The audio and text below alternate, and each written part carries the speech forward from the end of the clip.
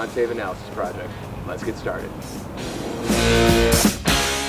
Hi, glad you can make it in for a few minutes. To start with, we found the NPS score for CMU was 31.18. After we found this, we moved on to our customer satisfaction performance scores. And we found that the best overall performance attribute was the availability of our coupons. Looking further into that, the most important aspects of these coupons was their delivery method and their discount level. Once we had found these, we moved on to what areas could we improve on. We discovered that the discount level offered was a major weakness of ours and should be addressed as soon as possible. And we also found the effort needed to find these coupons was also drastically low. After that, we decided to look into pricing analysis, and for that we used Van Westendorf. And we found that the sweet spot for these coupon books should be between $15 and $25. So, once we had our price analysis, we moved on to our conjoint analysis. We found that the two most important attributes for these coupon books was the delivery method and the discount of each coupon book. So, once we had that, we decided to dive a little further in. And what we found that was the most preferred delivery method was through cell phones, and the most preferred discount amount was 50%. And then looking even further, we found that our customers wanted these coupon books for restaurants and retail stores. So, giving you the overall analysis and our executive summary of our findings. Later on, we're going to show how we came to these conclusions. Thanks. So why is this important? Well, if businesses are able to see these survey results, they'll be able to understand what drives people to get coupons. They'll be able to understand what type of coupons people want, what price they're willing to pay, and even what delivery method they want. With this information, businesses will be able to tailor the coupons that they have to these needs of the survey respondents, which will then allow the survey respondents to get these coupons and then use them at the businesses, and which allows businesses to have more customers. The main objectives that we wanted to find with this survey was what drives people in their 20s to use coupons. This could be anything from the delivery method that's used, the price of a book of coupons, to the type of coupon, whether it be retail, restaurant, and even if there's specific attributes in the coupons. These were our main research objectives that we got from the survey results. Oh, hey there. So we collected this data through a web-based survey sent out to CMU CBA students. As you can see from the graph, easily over half are 21 and 22 years of age. Next, we looked at the respondents' gender.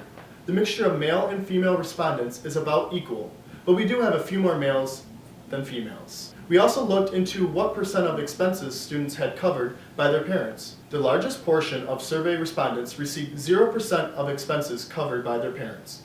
Followed behind that are students who receive 60%, 20%, and 80% of the expenses covered by their parents. The students that don't receive any financial help from their parents are more likely to use a coupon because they have to fund things for themselves. The sample size consisted of 170 survey respondents, and our response rate from the survey was 47%. The main research limitation for the survey was that it was only sent out to CMU CBA students, which only represents a small fraction of what our potential target market could be. Another limitation we have is not having competitor scores for our promotions that do not use coupons. Woo! Got it. Good work. Crushed it. So one of the first things we figured out was the NPS score for CMU. This really doesn't have anything to do with coupons, but it's still information we wanted to know. We did this by asking the question, would you recommend CMU? We took the people who answered this question at a 9 or a 10, or the people who would most likely recommend CMU, and subtracted them from the people who answered 6 or below, or the people who wouldn't really recommend CMU. After we did this, we wound up getting an NPS score of 31.18. We believe that this is a pretty good NPS score for a university, which kind of shows how good Central Michigan really is. Fire up chips. Oh, hey there. What a satisfying nap. I'm here to talk to you a little bit about customer satisfaction. First on the list is customer satisfaction performance. We found that the attribute that performed the best was the availability of the coupon. That was followed by the delivery method, the effort needed to find, and the discount level of the coupon. Next, we looked at customer satisfaction importance. To do this, we used a correlation analysis. Our dependent variable was the overall customer satisfaction. Our customers found that the delivery method of the coupon was the most important attribute. That's followed by the discount level, the availability, and the effort needed to find the coupon.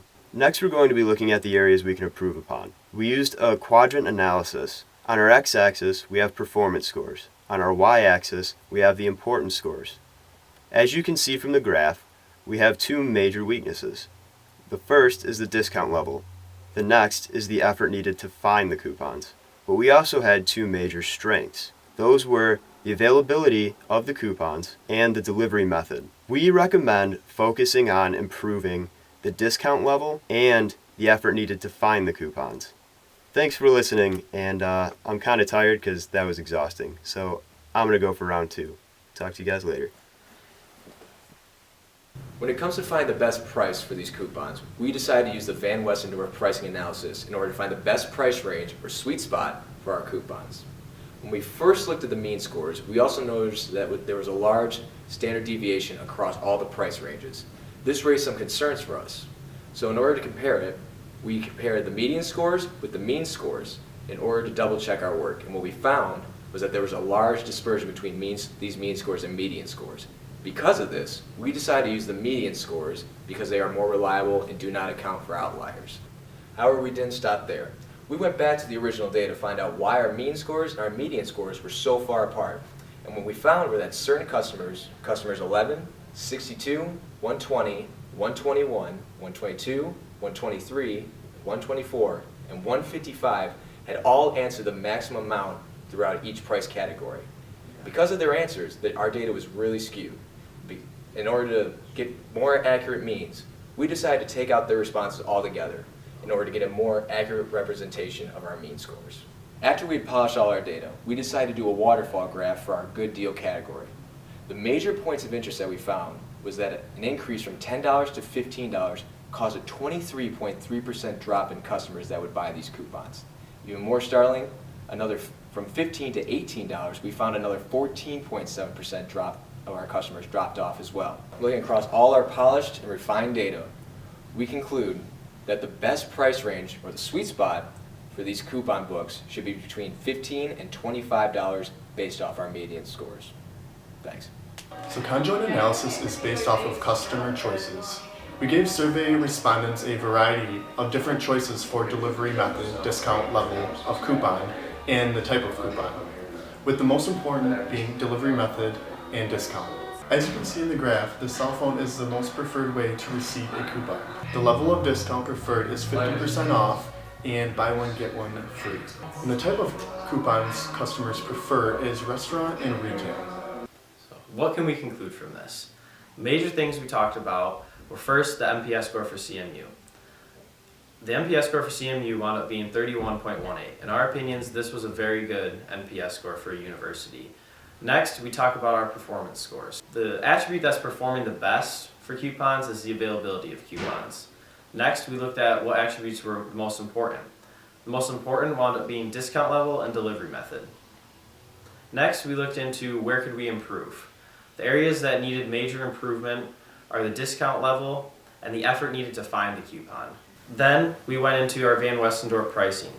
The area sweet spot we found for our book of coupons was $15 to $25. Next, we did conjoint analysis. When we did the conjoint analysis for our attributes, we found out that the importance in conjoint for the attributes was the discount level and the delivery method. The delivery method that was most preferred by the respondents was by far a cell phone. The discount level that many people wanted for the coupons turned out to be 50% in BOGO. Finally, we found out that the type of coupons that people most seek after are restaurant and retail type coupons. That concludes our quantitative research results. We hope you've enjoyed our presentation, and may the road go good on.